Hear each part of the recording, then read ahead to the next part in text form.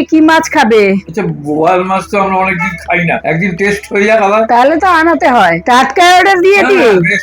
জমিয়ে রান্না করবো জমিয়ে বলছো? রান্না করো। তাহলে আমাদের দেশের মতো একটা করি। বেশ, ঠিক আছে। বাজার দরে রাজার মান, টাটকা থেকে মাছ নিয়েছি। কাল থেকে ওদের বর্ষপূর্তি উপলক্ষে এক্সট্রা 15% ছাড় পাওয়া যাবে, মানে 30% মোট। মাছে নুন, হলুদ, লঙ্কার গুঁড়ো, সর্ষের তেল মাখিয়ে নিয়ে গরম তেলে নুন ছিটিয়ে মাছগুলোকে খুব সাবধানে ভেজে তুলবো, যাতে তেল না ছিটকায়। সব মাছ ভাজা হয়ে গেছে। সেই মাছ ভাজার তেলে এবারে তেজপাতা, গরম মশলা আর পেঁয়াজ ফোড়নে দিয়ে ফোড়নটা ভাজা হতে হতে কালো জিরা আর শুকনো লঙ্কা বেটে নেব।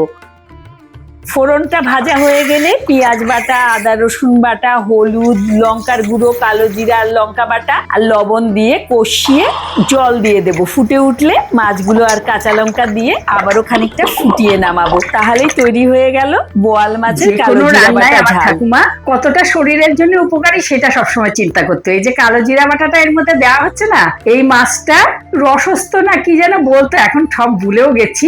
সেই জন্য এই কালো জিরা বাটাটা দিলে শরীরের পক্ষে ভালো। একেবারে সাংঘাতিক কিছু হয়েছে মনে হচ্ছে, দারুণ হয়েছে। ও, দুর্দান্ত হয়েছে গো। বাহ।